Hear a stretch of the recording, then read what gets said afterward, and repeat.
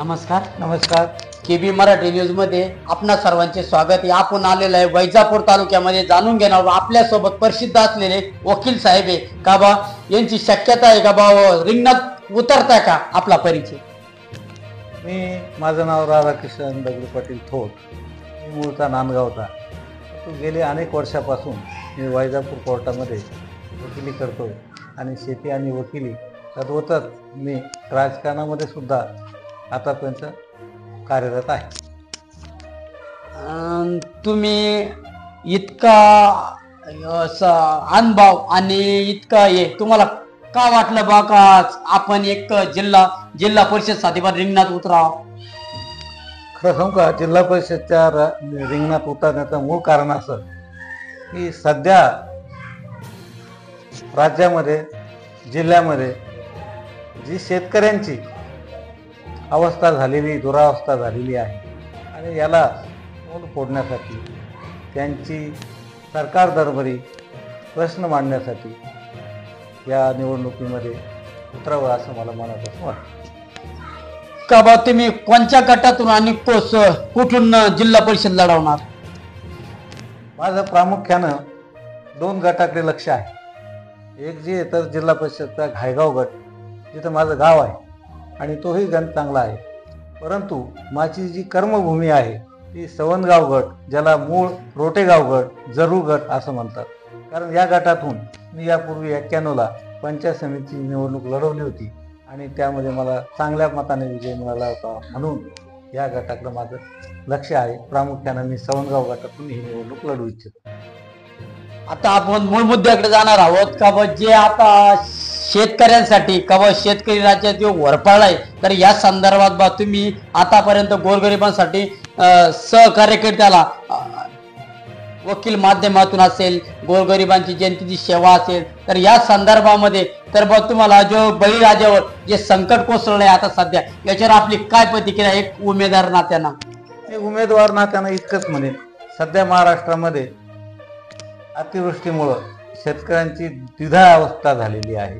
निवड नव्हे तर अतिशय शेतकरी हा संकटात सापडलेला आहे. याचं कारण असं आहे की शेतकऱ्याला हे तर अतिवृष्टीचं संकट आहेच, परंतु त्यातून अजून कोणताही दिलासा या सरकारने दिलेला नाही. तर मग तुमची आता एक शेतकऱ्याच्या नात्यानं का बा शेतकऱ्यासाठी तुम्ही एक शेतकऱ्याचे पुत्र आहात, तर या नात्यानं का शेतकऱ्यासाठी तुमच्याला काय संदेश राहील गोरगरिबांसाठी? बघा, मी शेतकऱ्यांचा पुत्र नाही, शेतकरी आहेच मी. आणि मुळातच शेतकरी हा माझा शेतपिंड आहे आणि या माध्यमातून मला 2 वेळेस मार्केट कमिटीमध्ये शेतकऱ्याची बाजू मांडण्यासाठी मला शेतकऱ्यांनी संधी दिली आणि संचालक असताना देखील मी नेहमीच शेतकऱ्यांच्या हिताचे निर्णयाच्या बाजूने उभा राहिलेलो आहे. आणि आता शेतकऱ्याची परिस्थिती खरं म्हणजे अशी झालेली आहे, शेतीमालाला कुठेही भाव नाही, सोयाबीनचे भाव खूप कोसळलेले आहेत. नवे मकाची तीच परिस्थिती आहे. मकाला आज 1400-1500 लुटताय लोक, हे डोळ्या देखत दिसतंय. आणि कापसाच्या बाबतीत तर विचारूच नका. असं असतानाही आता सरकारने 25 लाख गाठी आयात करण्याची जी परवानगी दिली आहे, त्यामुळे अजूनच कापसाच्या धंद्यावर या ठिकाणी फार मोठा परिणाम होणार आहे. तद्वतच आपला जो मतदारसंघ आहे किंवा आपला जो तालुका आहे, वैजापूर तालुक्यामध्ये कांद्याचं फार मोठं क्षेत्र असतं आणि या कांद्याच्या क्षेत्रामध्ये देखील सरकारच्या उलटसुलट निर्णयामुळे आज कांद्यातला शेतकरी एक मेटाकुटीला आलेला आहे. या सर्व बाबींची मला जाण आहे. म्हणून या ठिकाणी या शेतकरी पुत्र या नात्यानं मी त्यांच्यासाठी ह्या मतदारसंघामध्ये काही कार्य करू इच्छितोय आणि त्या संदर्भातच मी या निवडणुकीमध्ये उतरलेलो आहे. का बा तुम्हाला जनतेनं का बा पुन्हा जर पदावर बसवलं तर बा असं तुम्ही जनतेसाठी आणि शेतकरी राजासाठी काय करू शकता?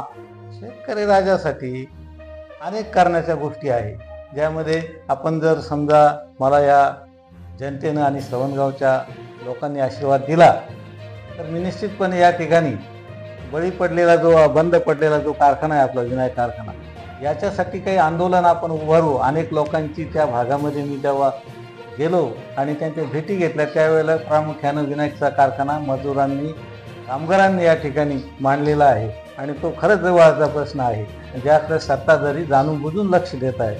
म्हणून ही निवडणूक आता खरी सत्ताधाऱ्याविरुद्ध लढायची वेळ आलेली आहे.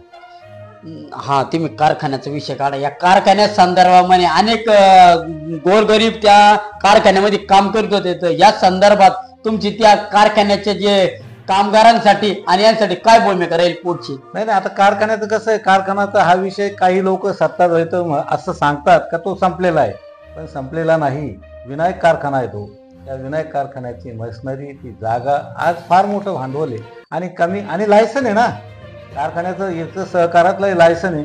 कारखान्याचं लायसन्स असं मिळत नसतं आणि म्हणून या लायसनला पुनरुत करून जर काही कामगार, त्या भागातले शेतकरी जर या ठिकाणी पुढे येत आहेत, व्यथा सांगतायत की कारखाना बंद झाल्यावर त्यांच्या ग्रामीण जीवनावर, विशेषतः पानगावन झालं, लोणी झालं, भिंगी झालं, या भागामध्ये भिवगाव झालं, या ठिकाणी लोक त्याच्या व्यथा मांडतायत का ते कसे या ठिकाणी कारखाना बंद झाल्यामुळं कसे दुःखी झाले किंवा कसे अडचणी सापडले, या बाबीवर ही चर्चा होणं या निवडणुकीमध्ये मला असं वाटतं गरजेचं आहे.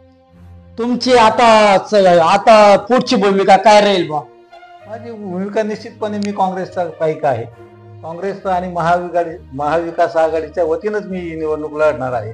कारण शेतकऱ्यांचे अत्यंत ज्वलंत प्रश्न या ठिकाणी आहे आणि सत्ताधारी जी मंडळी आहे त्याच्याकडे पद्धतशीरपणे शेतकऱ्याच्या प्रश्नाकडे डोळेझाक करते.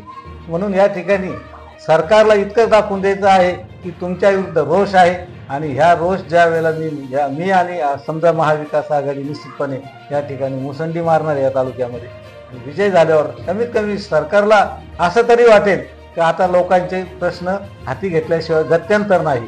म्हणून पर्याय म्हणून या ठिकाणी मी या निवडणुकीला सामोरं जाणार आहे. साहेब, जर वकील साहेब पक्षाने जर तुम्हाला तिकीट जर दुसऱ्याला दिलं तर तुमची भूमिका काय राहील?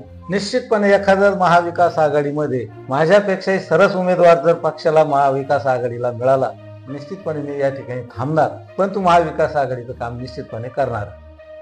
आतापर्यंत तुम्ही पक्षात काम करीत आले, मला मान्य आहे, पण या संदर्भात जर पक्षाने जर तुमचा जर विचार केला तर तुम्हाला जर थांबवलं तुम्ही थांबणार का अपक्ष लढवणार? मी निश्चितपणे आता सांगितलं ना, जर माझ्यापेक्षा सरस उमेदवार जर मिळाला पक्षाला, आघाडीला, तर मी थांबणार आहे ना, मला काय अडचण नाही त्या गोष्टीची.